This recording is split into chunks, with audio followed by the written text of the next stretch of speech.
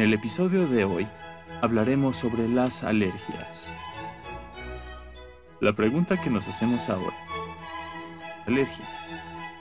La alergia es la respuesta inmunitaria excesiva provocada en individuos hipersensibles por la acción de determinadas sustancias, especialmente ambientales. ¿De dónde proviene este término? Proviene del griego alos, que significa otro, y ergon, que quiere decir trabajo. Para la Organización Mundial de Alergia, una alergia es una reacción de hipersensibilidad con los signos o síntomas objetivamente reproducibles, iniciados por la exposición a un estímulo definido, a una dosis tolerada por personas normales. La alergia es un error inmunológico de respuesta exagerada, generalmente mediado por una debido a interacciones invasores provenientes del entorno externo.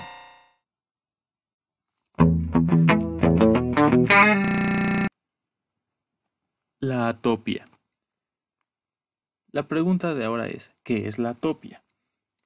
Bueno, la atopia es la predisposición que tiene un individuo a producir inmunoglobulina E específica ante algún antígeno inocuo.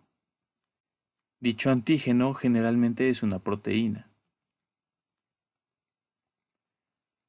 Las enfermedades atópicas son desórdenes causados por hipersensibilidad tipo 1, resultado de la liberación de sustancias vasoactivas por los mastocitos y basófilos que han sido sensibilizados por la interacción de un antígeno con inmunoglobulina E. El antígeno es una sustancia que cuando se introduce en el organismo puede producir reacciones defensivas, como la fabricación de anticuerpos. El alergeno es un antígeno que induce una reacción alérgica en el organismo. En resumen, un alergeno es un antígeno que causa alergia. Aquí vemos, por ejemplo, el cacahuate es uno de los alérgenos clásicos. La mayoría de los alergenos son proteínas. Pueden ser reconocidos por anticuerpos inmunoglobulina E y pueden generar una respuesta con desgranulación de los mastocitos.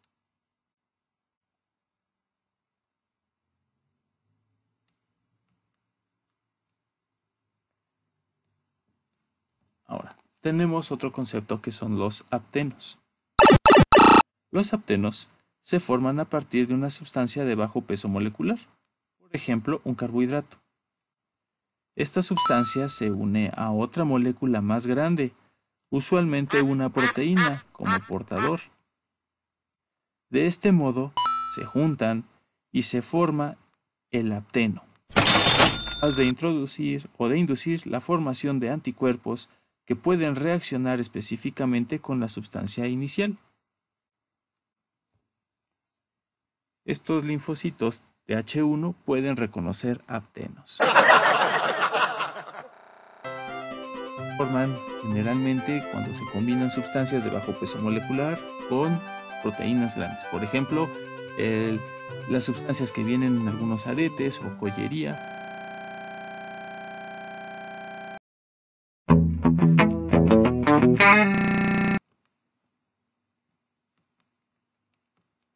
Los sitios de combinación antigénica reconocidos por las moléculas de anticuerpos son configuraciones específicas conocidas como epítopos o determinantes antigénicos, los cuales están presentes en la superficie de moléculas grandes de alto peso molecular, como proteínas, polisacáridos y ácidos nucleicos. La presencia de al menos uno de dichos epítopos convierte a una molécula en un antígeno. Las alergias pueden afectar cualquier aparato o sistema del cuerpo, o varios sistemas al mismo tiempo. La inducción de una alergia requiere de la sensibilización de un individuo predispuesto a un alergeno específico. Esta sensibilización puede suceder en cualquier momento de la vida, aunque la mayor propensión de alergias parece ocurrir en la infancia y adolescencia temprana. La exposición de un individuo susceptible a un alergeno conlleva al procesamiento del alergeno por células presentadoras de antígenos de linaje monocítico, localizadas a lo largo del cuerpo en superficies que contactan el entorno exterior, como la nariz, los pulmones, los ojos, la piel o el intestino. Estas células presentadoras de antígeno procesan las proteínas del alergeno y presentan los péptidos portadores de epítopos a través de su complejo principal de histocompatibilidad a subconjuntos específicos de linfocitos T cooperadores.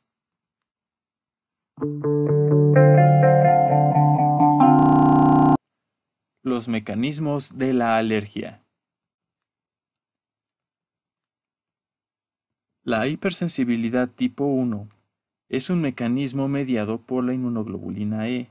Representa un 80% de las alergias, siendo así el mecanismo más común de hipersensibilidad. Los linfocitos B de secreción fabrican a la inmunoglobulina E. También se les conoce con el nombre de células plasmáticas. La hipersensibilidad tipo 1 fisiológicamente aparece como respuesta a las proteínas de los parásitos. Pero en las alergias se activa ante proteínas totalmente toleradas y que no son dañinas. Al unirse al receptor, produce desgranulación de los mastocitos y basófilos. Estos liberan histamina, triptasa y quimiosina que atraen otras células y liberan interleucinas que favorecen su proliferación. La intradermorreacción es la prueba más conveniente para detectar mastocitos sensibilizados por inmunoglobulina E. Otras pruebas que se utilizan son la provocación nasal, la provocación por inhalación bronquial y la prueba de provocación alimentaria. El diagnóstico de los antígenos causantes de la hipersensibilidad sirve para poder prevenir cuadros alérgicos y planear un tratamiento que pueda inducir tolerancia inmunológica.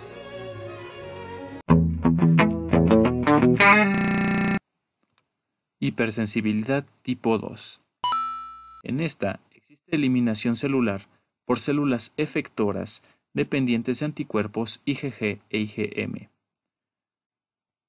Aparece cuando una célula presenta un antígeno, sea extraño o autólogo, que es reconocido por la IgG o por IgM. Dichos anticuerpos pueden activar al sistema del complemento, produciendo inflamación y lesión del tejido al reclutar células como los neutrófilos. Los linfocitos citocidas NK o los macrófagos identifican y destruyen a dichas células marcadas por los anticuerpos circulantes. Este tipo de hipersensibilidad aparece ocasionalmente en las reacciones adversas a algunos medicamentos, aunque en las alergias es un mecanismo poco frecuente, y se da también por la formación de aptenos con las proteínas de membrana. En la eritroblastosis fetal se tiene un ejemplo de una enfermedad causada por una reacción de hipersensibilidad tipo 2.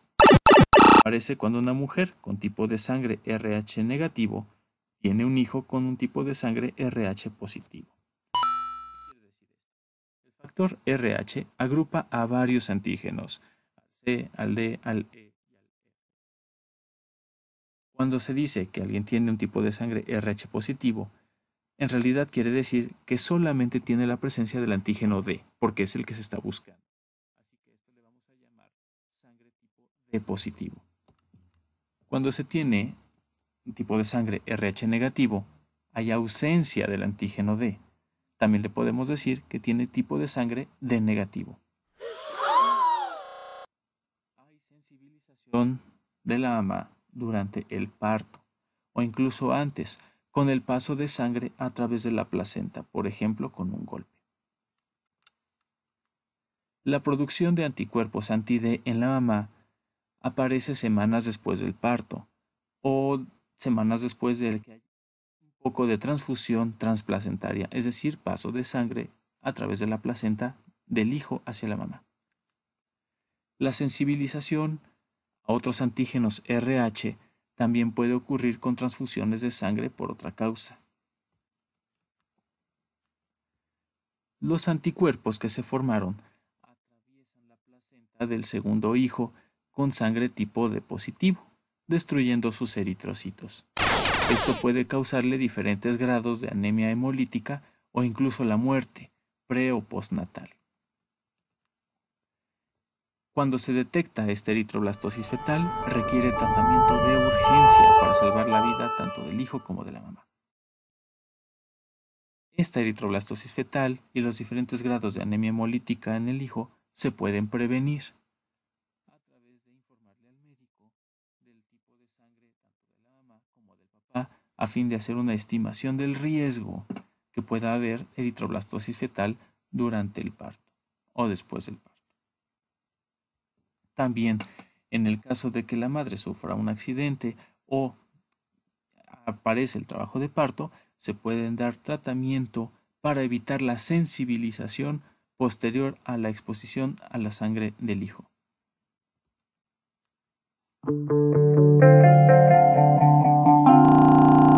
Hipersensibilidad tipo 4. Los linfocitos T citotóxicos, CD8 positivos, sensibilizados a un alérgeno, lisan células que expresan anticuerpos extraños asociados al complejo principal de histocompatibilidad tipo 1. Se requiere de una exposición inicial en la que el organismo reconozca por primera vez al antígeno. Se fagocita un antígeno y las células presentadoras de antígenos activan a los linfocitos T, que se diferencian en linfocitos T cooperadores, los cuales desencadenan la inflamación y activan a otros fagocitos, con la subsecuente lesión tisular. A la hipersensibilidad tipo 4 también se le conoce como hipersensibilidad retardada. Esto es porque la reacción suele demorar algunos días en aparecer, generalmente de 24 a 72 horas.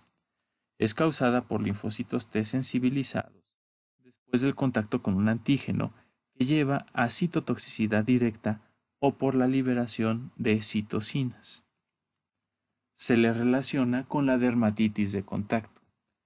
En la figura se puede observar un ejemplo. Se trata de la dermatitis de contacto alérgica por parafenildiamina presente.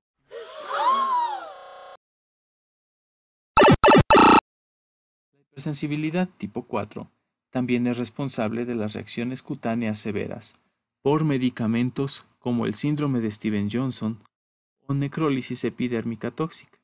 En este ejemplo secundario al uso de dicloxacilina para el acné.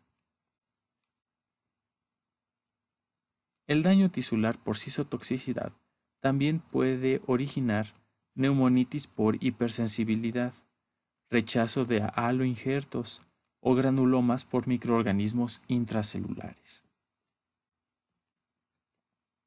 Para el diagnóstico de las dermatitis de contacto se pueden aplicar pruebas de parches cutáneos o pruebas epicutáneas con alérgenos a bajas dosis. Permanecen adheridos a la piel 48 horas y después de retirarlos se revisa la piel en 72 horas para buscar algún signo de inflamación.